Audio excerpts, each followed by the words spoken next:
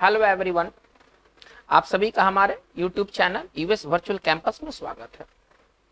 बच्चों, आज की इस वीडियो सेशन में हम लोग हार्डविक का नया वॉल्यूम स्टार्ट करने जा रहे हैं और वो है हार्डविक का व्हाट्स आर इंपॉर्टेंट वॉल्यूम 3। आज हम लोग वॉल्यूम 3 को स्टार्ट करने जा रहे हैं और वॉल्यूम 3 का आज का हमारा ये वीडियो सेशन में लेसन 1 होगा। ये वॉल्यूम 3 जो है वो बहुत इंपॉर्टेंट वॉल्यूम है। अगर आप हमसे बात करें कि जैसे कि वर्ड्स आर इंपॉर्टेंट के इंट्रोडक्टरी है, इसके बाद वॉल्यूम 1 है, 2 है, 3 है, 4 और 5 है। अगर आप हमसे बात करें कि कौन सा एक वॉल्यूम द बेस्ट होगा एग्जामिनेशन पर्पस से, तो मैं कहूंगा कि वो वॉल्यूम 3 है। वॉल्यूम 3 में इतनी अच्छी अच्छी वर्ड्स हैं कि छोटे एग्जाम्स की बात तो छोड़ दीजिए, जो बड़े बड़े एग्जाम्स होते हैं जिसमें कि इंग्लिश एक पेपर होता है, उसमें ये वॉल्यूम 3 बहुत ही कारगर वॉल्यूम है, बहुत ही कारगर वॉल्यूम है। अगर आपके पास समय कम है, समय का कमी है, और अगर आपके पास अगर एक ही वॉल्यूम पढ़ने का अगर आपको मिले तो वो आप चुने volume 3। Volume 3 is the best volume among all. तो चलिए आज के इस वीडियो सेशन की शुरुआत करते हैं। हमारा फर्स्ट वर्ड है कॉन्स्ट्रेंट। देखिए कॉन्स्ट्रेंट क्या होता है, सबसे पहले हम लोग कॉन्स्ट्रेंट को देखेंगे, कॉन्स्ट्रेंट का अर्थ पहले समझेंगे। देखिए कॉन्स्ट्रेंट का मतलब क्या होता है, एक चीज जो किसी चीज को सीमित करे या उसको रोक दे, ठीक है ना। मतलब अवरोध उसको समझ लीजिए, रुकावट समझ लीजिए, अड़चन समझ लीजिए। एक ऐसा चीज या एक ऐसा व्यक्ति जो किसी चीज को होने से रोक दे, है ना, उसको कॉन्स्ट्रेंट कहते हैं। लेकिन देखिए इस वर्ड को समझने से पहले ना इसका वर्ब समझा जाए। इसका वर्ब ज्यादा अच्छा है, कॉन्स्ट्रेन। अगर इसके वर्ब के बारे में अगर कहें तो इसका वर्ब है कॉन्स्ट्रेन। अगर आप किसी को कॉन्स्ट्रेन करते हैं, इसका मतलब है कि आप उसको रोकते हैं, सीमित करते हैं। तो कॉन्स्ट्रेन का सिनोनिम्स क्या हो जाएगा, टू लिमिट। ये देखिए ये कॉन्स्ट्रेंट किताबी वर्ड है, कॉन्स्ट्रेंट है ना, ये किताबी वर्ड है, लेकिन हम अपने तरफ से इसका वर्बियल रूप लेके चल रहे हैं कॉन्स्ट्रेंट। तो कॉन्स्ट्रेंट का मतलब क्या होता है, टू लिमिट, इसको सिंपल भाषा में कहें, या टू रेस्ट्रिक्ट।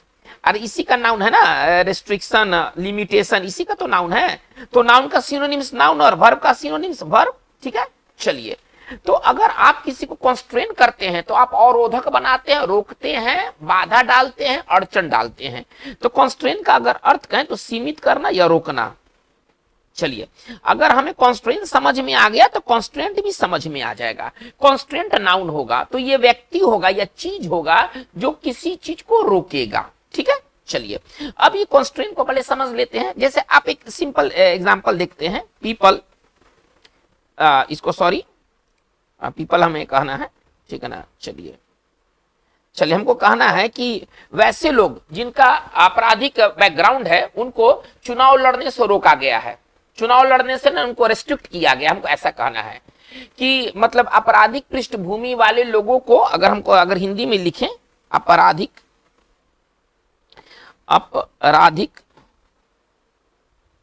पृष्ठभूमि वाले लोगों को चुनाव लड़ने से रोका गया है। चलिए, वैसे लोग जो कि आपराधिक पृष्ठभूमि के हैं उनको चुनाव लड़ने से रोका गया है, मतलब सीमित किया गया, रिस्ट्रिक्ट किया गया है। चलिए अब इसको अगर हमें लिखना है तो कैसे लिखेंगे, पीपल ऑफ क्रिमिनल बैकग्राउंड, है ना, उनका पृष्ठभूमि कैसा है, आपराधिक है, ठीक। आपराधिक के लिए वर्ड क्या हो जाएगा, क्रिमिनल बैकग्राउंड। अच्छा, ये वाक्य जो है ना ये पैसिव में है, ये जो वाक्य है ना ये पैसिव में, रोका गया है। आप समझ रहे हैं कि ये वाक्य किस में बनेगा, तो पैसिव वॉइस में बनेगा, पीपल ऑफ, ठीक है ना। चलिए क्रिमिनल बैकग्राउंड्स, चलिए हैव बीन। चलिए रोकने के लिए हमारा बढ़िया वर्ड है कॉन्स्ट्रेन। अब बीन के बाद भी 3 आएगा ना। चलिए कॉन्स्ट्रेंड, चुनाव लड़ने से, फ्रॉम, लड़ने के लिए कंटेस्ट, है ना, लड़ने के लिए वर्ड क्या है, कॉन्टेस्ट मतलब लड़ना। अब ये फ्रॉम प्रीपोजिशन है, फ्रॉम के बाद वर्ब आईएनजी होना चाहिए, ठीक है ना। From contesting the election. चलिए, तो इसका मतलब क्या होता है, अगर आप किसी को कॉन्स्ट्रेन करते हैं, आप उसको रोकते हैं, सीमित करते हैं। चलिए अब हम आते हैं, हमारा मूल जो वर्ड है कॉन्स्ट्रेंट है। कॉन्स्ट्रेंट का मतलब तब क्या हो जाएगा, वो चीज जो किसी चीज को रोके। हमको कहना है कि जो प्रोजेक्ट है, जो कोई परियोजना है, वो पैसे की कमी के कारण बाधित है। मतलब अगर पैसा अगर आ जाएगा तो प्रोजेक्ट चलेगा, लेकिन अभी नहीं चल रहा है, वो क्यों बाधित है, तो पैसे के कमी के कारण। अगर इसको अगर हम लिखते हैं तो कैसे लिखेंगे, चलिए इसके लिए थोड़ा सा स्पेस बनाना होगा ना। चलिए यहीं पर थोड़ा सा मैनेज किया जाए। स्पेस को। चलिए हमको लिखना है कि पैसे के कमी के कारण है ना जो परियोजना है वो रुका हुआ है। चलिए कैसे लिखेंगे देखिएगा, द प्रोजेक्ट इज डिलेड, मतलब देर हो रहा है, प्रोजेक्ट में देर हो रहा है। The project is delayed, project में रुकावट है, डिलेड ड्यू टू, क्यों, ड्यू टू कंस्ट्रेंट ऑफ, किसका अड़चन है, किसका अड़चन है, पैसे का, due to constraint of money या फंड्स, आप जो भी आप कहना चाहते हैं आप कह सकते हैं, फंड्स का भी अर्थ पैसा होता है। तो ये कॉन्स्ट्रेंट है, यहाँ पर कॉन्स्ट्रेंट किसका बना, यहाँ पर कॉन्स्ट्रेंट बना पैसे का।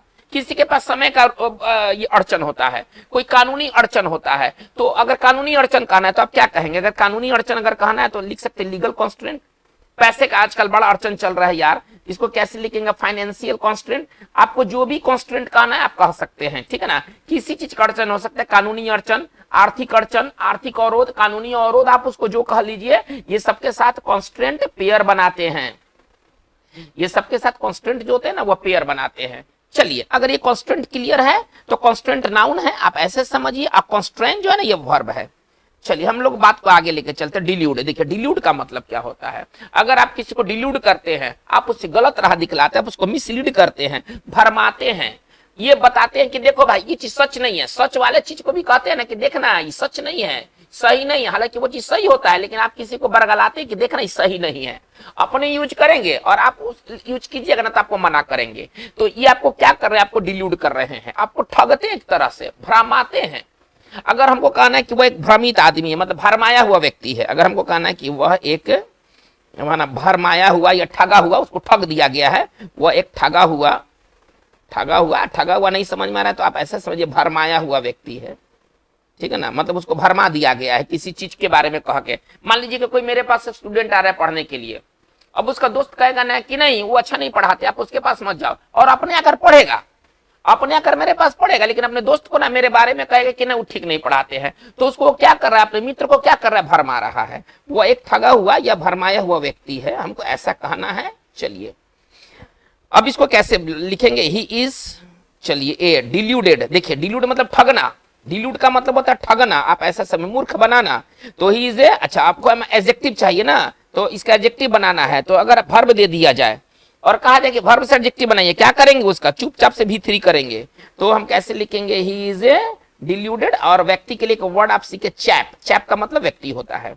ना, इनफॉर्मल में बोलचाल में व्यक्ति को चैप कहते हैं। कैसे लाइन बना, he is a deluded chap, वो एक ठगाया हुआ व्यक्ति है। चलिए हम आगे आते हैं, डिस्पैरेजिंग। डिस्पैरेजिंग का मतलब क्या होता है, देखिए अगर आप कोई बात ऐसा कहते हैं जिससे कि किसी को कम करके आंकते हैं, उसको छोटा दिखलाते हैं, पहले आप डिस्पैरेजिंग मत समझिए, पहले आप डिस्पैरेज इसका वर्ब समझिए।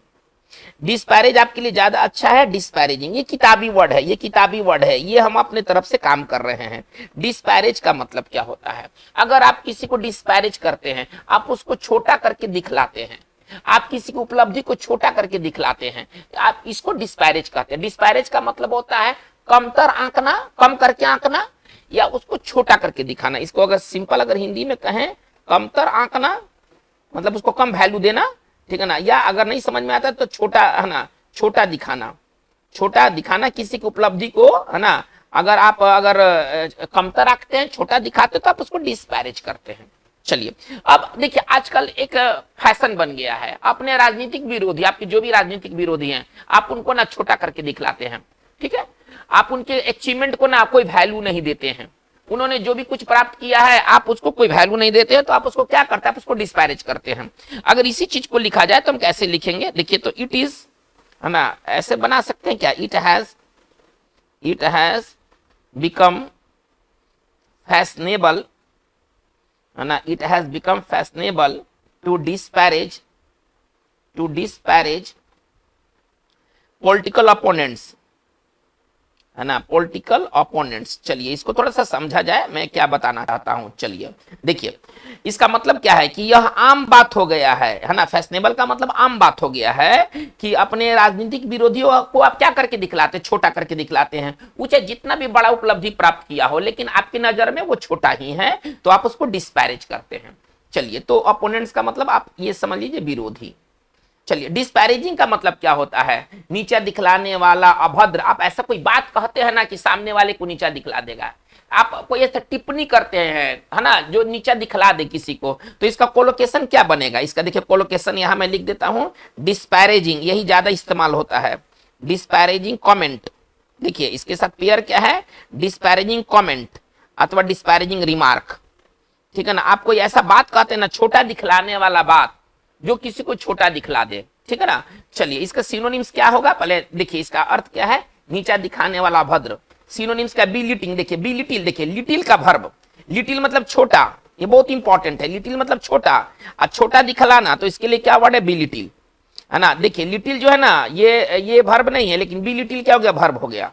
वर्ब में ना क्रिया वाला गुण आ जाता है। चलिए आईएनजी लगने से एडजेक्टिव बन गया, एडजेक्टिव का साइन एडजेक्टिव, पहले आप इसको समझिए। डेरोगेटरी, अगर कोई बात अगर डेरोगेटरी है तो वो अभद्र है ना, अच्छा नहीं। डिप्रिकेटरी, ये सब का मतलब क्या होता है, निंदा करना, नीचा दिखाना, छोटा दिखाना, वैल्यू नहीं देना, ठीक है ना। चलिए इसका एंटो क्या बनेगा, कॉम्प्लीमेंट्री, है ना। इसका एंटो क्या बनेगा, कॉम्प्लीमेंट्री। और प्रेजिंग, जो प्रशंसा करे, जो प्रशंसाजनक हो।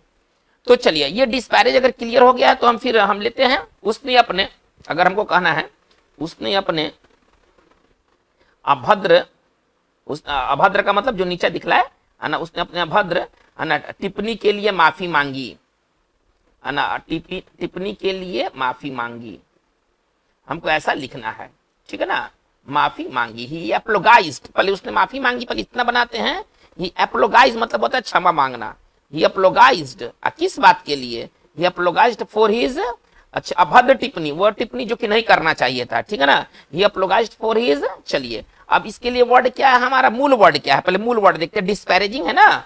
चलिए तो हम कैसे लिखेंगे, ही एप्लोगाइज्ड फॉर हिज डिस्पैरेजिंग। हालांकि आप और भी वर्ड लिख सकते हैं, जैसे देखिए आप इसके जगह पर लिख सकते हैं डेरोगेटरी, ये भी ठीक चलेगा। आप इसके लिए लिख सकते हैं डिप्रिकेटरी, ये भी बहुत बढ़िया वर्ड है, ये सभी अच्छे वर्ड है।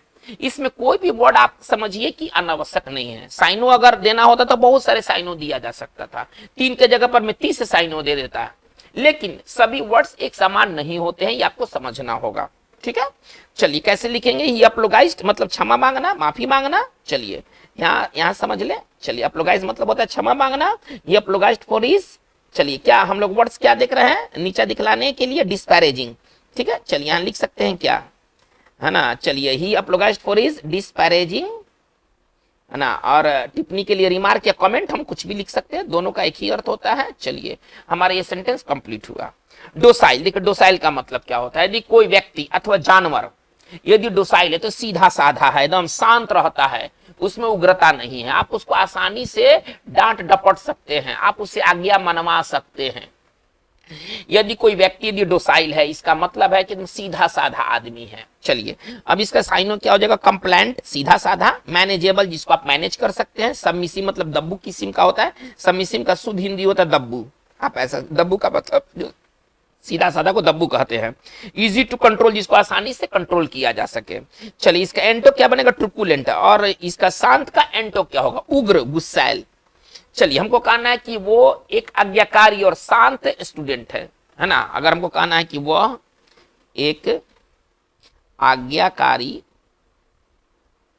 है ना, शांत, ठीक है ना, आज्ञाकारी भी है और शांत भी रहता है, शांत छात्र है, हमको ऐसा कहना है कि वो एक आज्ञाकारी और शांत छात्र है, हमको इसको बनाना है। कैसे लिखेंगे, he is an obedient, he is an obedient, चलिए डोसाइल स्टूडेंट, कैसे लिखेंगे, he is an obedient docile student. चलिए अगर देखिए इसमें एक चीज है कि ये जो डोसाइल है ना, ये जानवर के लिए भी आते हैं। हमको कहना है कि सीधी गाय तो डोसाइल काऊ, हमको कहना है सीधी बकरी डोसाइल गॉट, हमको कहना सीधा घोड़ा पोनी, पोनी मतलब कि घोड़ा समझिए आप, थोड़ा नया वर्ड इसमें हॉर्स क्यों लिखूं, हमारे पास कुछ अलग वर्ड है।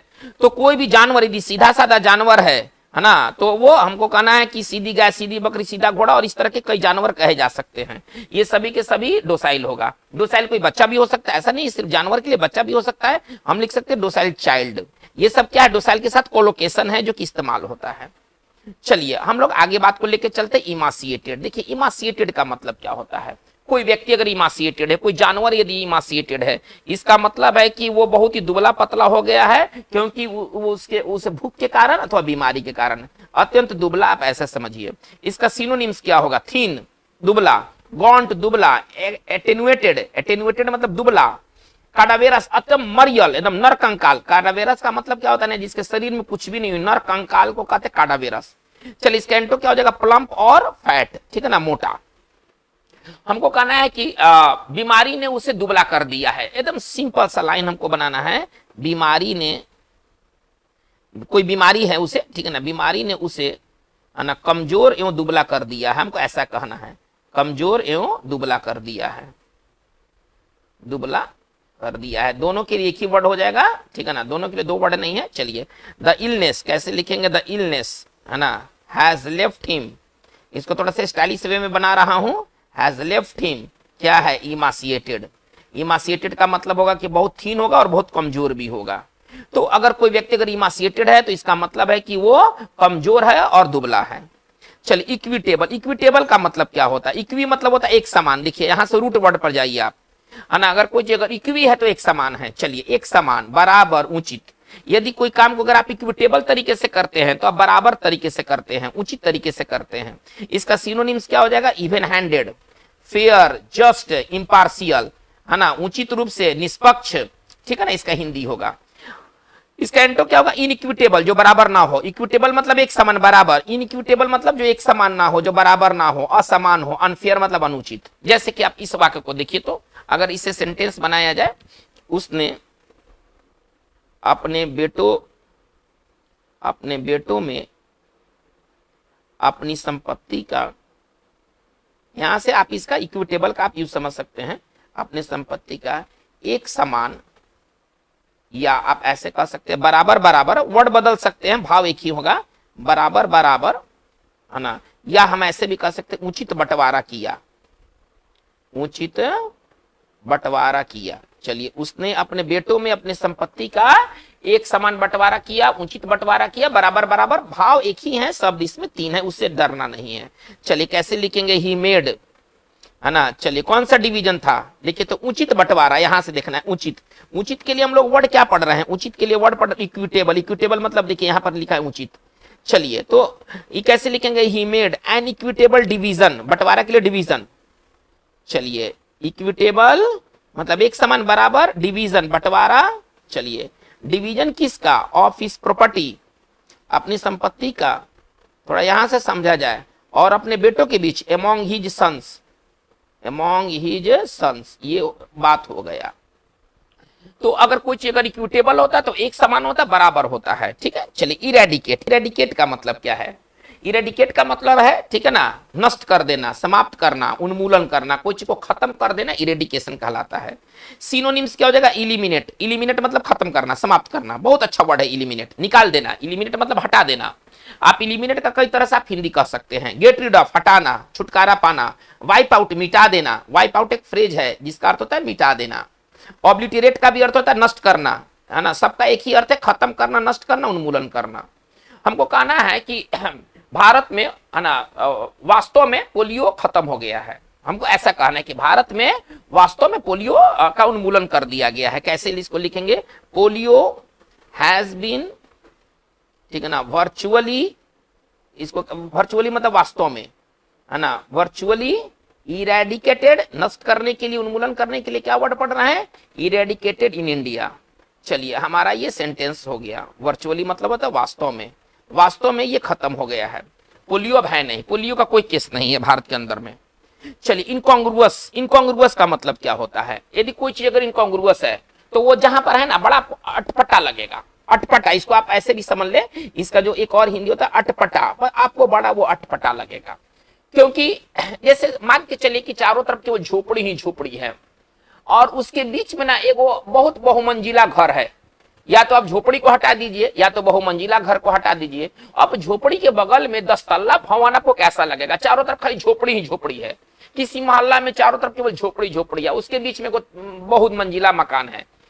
तो ये जो चीज है ना अटपटा लगेगा, बेमेल लगेगा, असंगत लगेगा, आप ऐसे समझिए। तो अगर कोई चीज अगर इनकॉन्ग्रुअस है, यानी कि वो असंगत है, वो असंगत है, बेमेल है, अटपटा है, वो विचित्र है।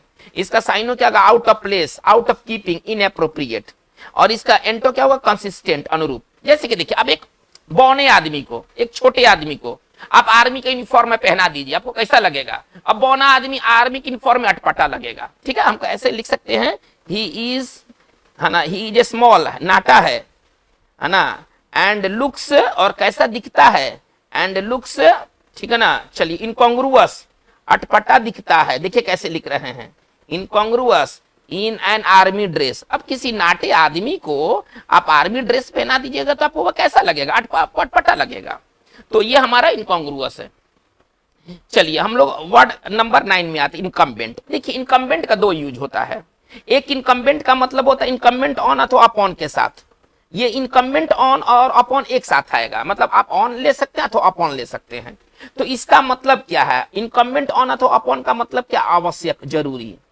यदि कोई चीज यदि इनकम्बेंट ऑन है तो वो आवश्यक है, जरूरी है। अगर आपको आवश्यक जरूरी कहना है तो इनकम्बेंट के साथ ऑन अथवा अपॉन दोनों में से कोई एक लेके चलना होगा। तब इसका साइनो क्या होगा, तब इस अर्थ का साइनो क्या होगा, एसेंशियल, रिक्वायर्ड, बाइंडिंग, जरूरी है। अच्छा इसका एंटो क्या होगा, ऑप्शनल, जो वैकल्पिक हो, जो जरूरी नहीं हो। जैसे कि देखिए अगर हमको कहना है कि मतलब हमको ऐसे कहना है कि जरूरतमंदों की मदद करना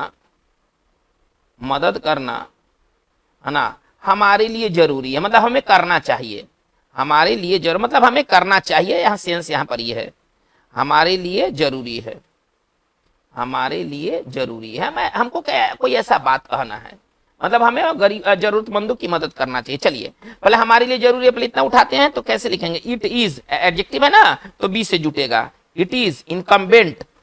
जरूरी जब कहना है तो इनकम्बेंट अकेले नहीं आएगा, या तो इसके साथ ऑन अथवा अपॉन, दोनों में से एक को रखना है। It is incumbent on us, यह हमारे लिए जरूरी है, क्या करना, टू हेल्प द, मदद करने के लिए, हेल्प द नीडी, नीडी मतलब होता है जरूरतमंद, द नीडी मतलब होता है जरूरतमंद। तो ये हमारा इनकम्बेंट है।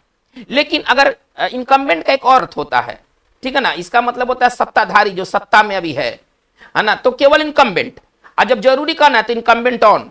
देखिए कंफ्यूजन नहीं रखना है, यदि आपको जरूरी कहना है तो आप केवल इनकम्बेंट लिखें, यदि आपको जरूरी कहना है तो आप केवल इनकम्बेंट ऑन अथवा अपॉन लिखें, मतलब आप दोनों में से कोई एक ले लें। लेकिन जब आपको कहना है कि सत्ताधारी, सत्ता में कोई व्यक्ति है ना, सत्ताधारी कहना है तो केवल हम क्या लिखेंगे, केवल इनकम्बेंट लिखेंगे और कुछ भी नहीं लिखेंगे। जैसे कि हमको कहना है ना, कि अभी वर्तमान समय में सत्ताधारी सरकार हमको कहना है, तो सत्ताधारी सरकार के लिए अंग्रेजी क्या हो जाएगा, इनकम्बेंट गवर्नमेंट, जो सत्ता में चला रहा है, इनकम्बेंट गवर्नमेंट।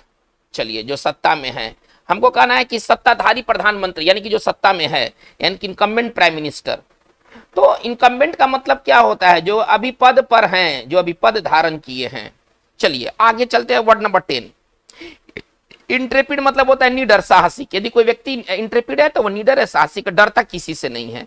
सिनोनिम्स क्या हो जाएगा, फियरलेस, अनअफ्रेड, अनडॉन्टेड, है ना, जो डरे नहीं, है ना, जो डरे नहीं। इसमें अगर आप ये हटा दीजिएगा तो ये डॉन्टेड जो डरे, अफ्रेड जो भयभीत हो, फियर मतलब भय, है ना। चलिए इसका एंटो क्या हो जाएगा, टीमिड या फियरफुल, डरपोक। हम लिख सकते हैं, देखिए तो ही वाज, या हम ऐसे लिख सकते हैं कोलंबस। कोलंबस के बारे में बताना चाहता हूं। कोलंबस एक निडर नाविक थे, है ना, एक्सप्लोरर थे, निडर थे किसी से। कोलंबस का अगर आप इतिहास पढ़िएगा, जो उन्होंने अमेरिका के खोज के लिए निकले थे, तो बहुत ही निडरता वहां दिखाई थी। कोलंबस वाज, हमको ऐसे ही लिखना है, एंड इंट्रेपिड। चलिए निडर के लिए वर्ड क्या है, इंट्रेपिड, और एक्सप्लोरर, खोजकर्ता के लिए वर्ड क्या हो जाएगा, एक्सप्लोरर। चलिए वर्ड नंबर आते हैं 11 में, लिविड। लिविड मतलब अत्यंत क्रोधित, आग बबूला, है ना। मैं उसके व्यवहार पर आग बबूला हो गया, हमको ऐसे सिर्फ लिखना है, I was livid, I was, चलिए I was livid about his misbehaviour, है ना, मैं उसके खराब व्यवहार पर अत्यंत क्रोधित हो गया। चलिए तो ये हमारा लिविड है। देखिए एक होता है ना गुस्से से लाल, एक होता है गुस्से से लाल, फ्रेज है, गुस्से से लाल, गुस्से से तमतमाया हुआ, है ना, गुस्से से तमतमाया हुआ, है ना। तो इसका फ्रेज कैसे बनता है, इसका फ्रेज है गुस्से से लाल, गुस्से से तमतमाया हुआ। लिविड देखिए कैसे लिख रहा हूं, लिविड, अब यहां पर भी था जाएगा, लिविड विथ रेज, रेज मतलब होता है गुस्सा। तो ये फ्रेज है, जैसे कि हमको कहना है कि वो गुस्से से लाल था, है ना, अगर वो गुस्से से कांप रहा था, हमको ऐसे कहना है, तो कैसे कहेंगे, अगर इसी चीज को कहना है यहां पर लिख देते हैं। चलिए कैसे लिखेंगे, ही इज, वो गुस्से से लाल है, he is livid with rage, है ना, he is livid with rage. चलिए इसको पढ़ेंगे लॉन्जेविटी, इसको पढ़ेंगे लॉन्जेविटी, है ना, इसको पढ़ेंगे लॉन्जेविटी। लॉन्जेविटी का मतलब होता है दीर्घायु, लंबी उम्र को ना लॉन्जेविटी कहते हैं। साइनो इसका क्या हो जाएगा, लॉन्ग लाइफ। साइनो इसका हो जाएगा लॉन्ग लाइफ, ठीक है ना, दीर्घायु। देखिए जो जापानी होते हैं ना, बड़ी लंबी उम्र के लिए प्रसिद्ध हैं अपने ना। जापानी का अगर आप औसतन अगर एज जानिएगा तो आपको आश्चर्य होगा, इनका औसतन एज जो है ना 80 साल से ऊपर का है ना। औसतन जापानी 80 साल के ऊपर का जीते हैं। दुनिया में जितने बुढ़वन हैं वो सब जापानी होते हैं। कैसे इसको लिखेंगे, कैसे लिखेंगे, द जापानीज, है ना, कैसे लिखेंगे, the Japanese are famous, the Japanese are famous for their longevity, नहीं, the Japanese are famous for their longevity. चलिए मेनियल, आगे चलते हैं नंबर 13 में। मेनियल का मतलब क्या होता है, घटिया, निम्न स्तर का कोई काम। यदि कोई घटिया निम्न स्तर का काम है तो मेनियल है। चलिए गरिमा के जो नीचे हो, जो आपकी इज्जत के, गरिमा का मतलब इज्जत, जो आपकी इज्जत के नीचे का काम हो, जैसे देखिए झाड़ू मारना अच्छा चीज है, झाड़ू मारना चाहिए, ये काम बढ़िया काम है। लेकिन अगर प्रधानमंत्री झाड़ू मारने लगे, कोई बहुत बड़ा अधिकारी झाड़ू मारने लगे, अब यह जो चीज है उसके गरिमा के नीचे का काम है। कपड़ा धोना अच्छा चीज है, बर्तन धोना अच्छा चीज है। प्रधानमंत्री बर्तन धोने लगे, प्रधानमंत्री कपड़ा धोने लगे, कोई अधिकारी कपड़ा धोने लगे, ये उसके गरिमा के नीचे का काम है। बस यही चीज समझ लीजिए। कोई काम खराब नहीं होता है, लेकिन कोई काम गरिमा के अनुरूप भी नहीं होना चाहिए।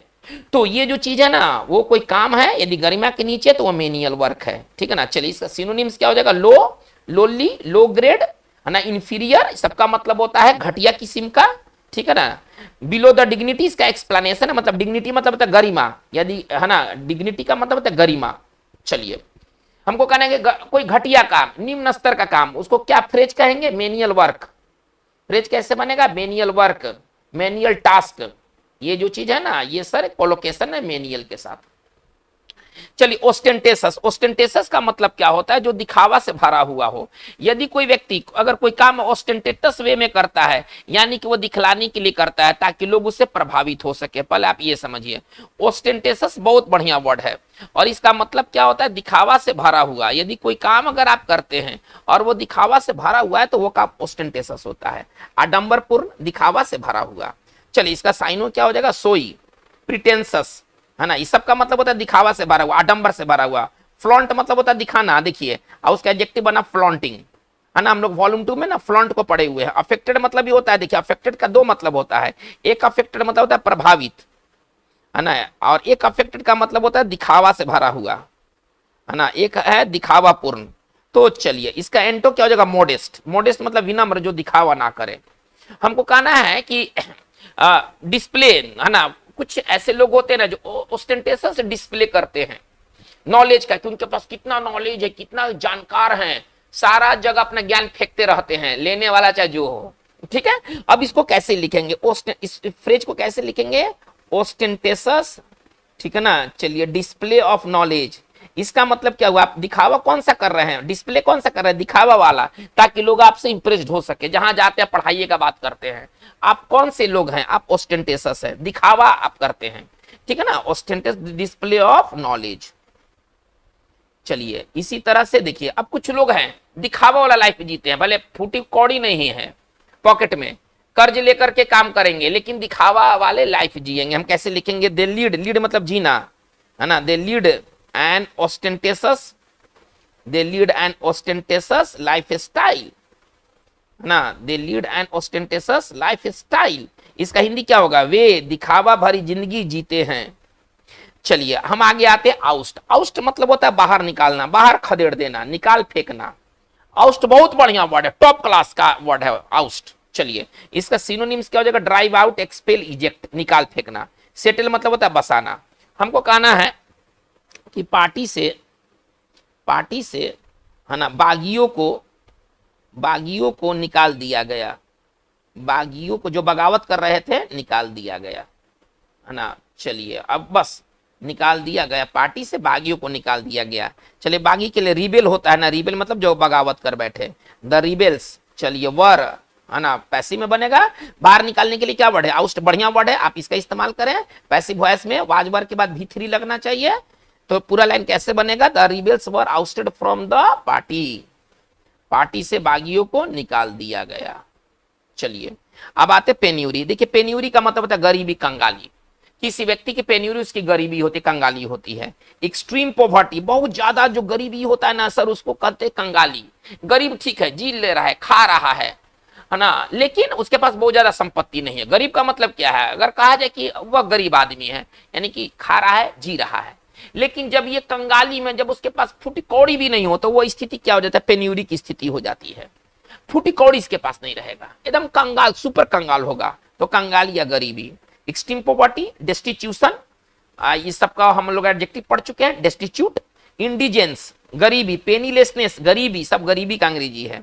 चलिए इसका एंटो क्या होगा? वेल्थ संपत्ति, अफ्लुएंस है ना, संपन्नता अथवा अमीरी को कहते हैं वेल्थ अथवा अफ्लुएंस। चलिए अब इसे सेंटेंस हमें बनाना है, ठीक है ना। हमको कहना है कि वह अपनी कंगाली से संघर्ष कर रहा है, कंगाली से संघर्ष कर रहा है, वो अपनी कंगाली से संघर्ष कर रहा है। कैसे लिखेंगे? ही इज स्ट्रगलिंग, स्ट्रगल मतलब होता है संघर्ष करना, थोड़ा सा स्टाइलिश बनाना चाहिए, ठीक है ना। Struggling with his penury, he is है ना स्ट्रगलिंग विथ हिज पेन्यूरी। चलिए इसका एडजेक्टिव क्या हो जाएगा? इसी से एडजेक्टिव बनेगा पेन्यूरियस, गरीब। देखिए कंगाल, पेन्यूरी का एडजेक्टिव क्या हो जाएगा? पेन्यूरियस। उसमें इंडिजेंस लिखा हुआ है, अगर आप यहां देखेंगे इंडिजेंस लिखा हुआ है। अब इसका एडजेक्टिव क्या हो जाएगा? अच्छे अच्छे कुछ वर्ड जानिए। इंडिजेंट, यहां देखिए यहां क्या लिखा है? पेनीलेसनेस लिखा है, तो पेनीलेस, इस सब का मतलब क्या हो जाएगा? अब ये एडजेक्टिव फॉर्म में आ गया ना, तो कंगाली से क्या बना? कंगाल। कंगाली से क्या बना? कंगाल। आप ऐसा समझिए।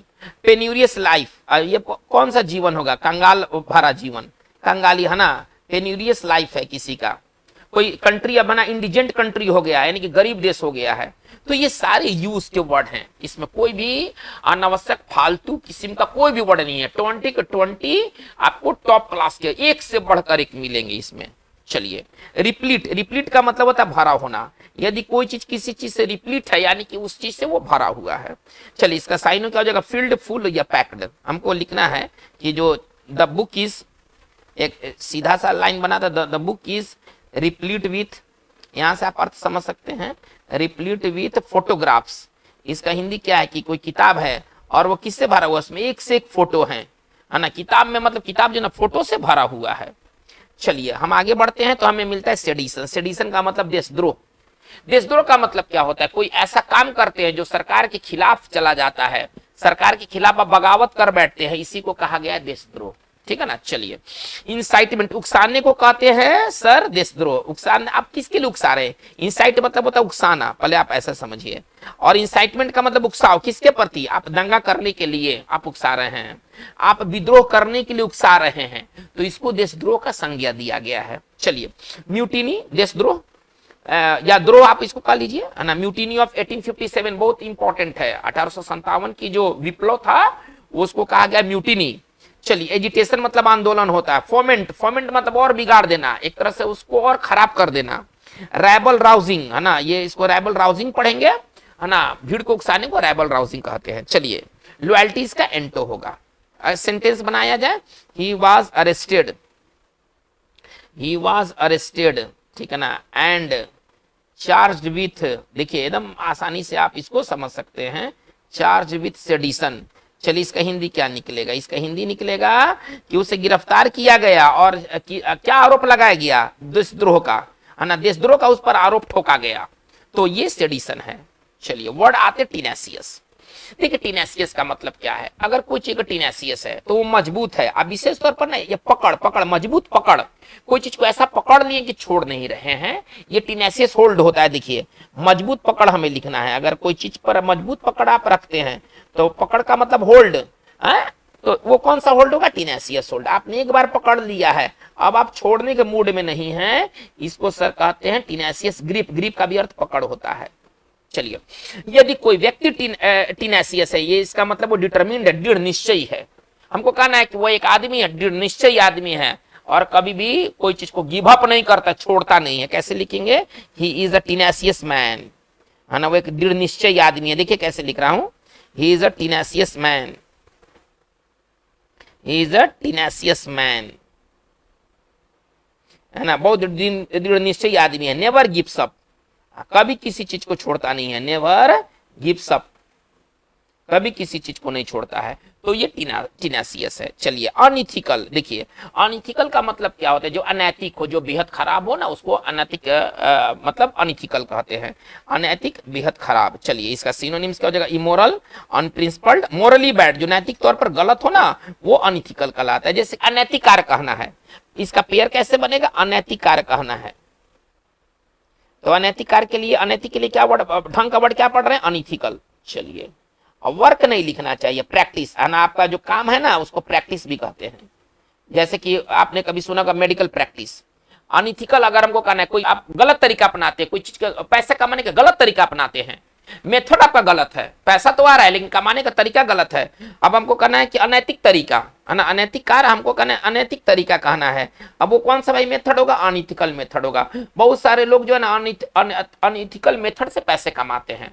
चलिए इसका एंटो क्या हो जाएगा, इथिकल हो जाएगा, नैतिक। तो बच्चों आज की इस वीडियो सेशन में ये हमारा वॉल्यूम 3 का लेसन 1 रहा। ये 20 out of 20 are the best words for all types of exams, ठीक है ना। तो ये बहुत इंपॉर्टेंट वर्ड है, लेकिन हमारा ये सिलसिला अभी हार्ड वीक का सिलसिला जारी रहेगा। आपको और भी अच्छे एक्साइटिंग वीडियोस देखने को मिलेंगे। अगर आप इस चैनल पर नए हैं और सब्सक्राइब नहीं किया तो काइंडली आप इसे सब्सक्राइब कर ले। Thank you very much.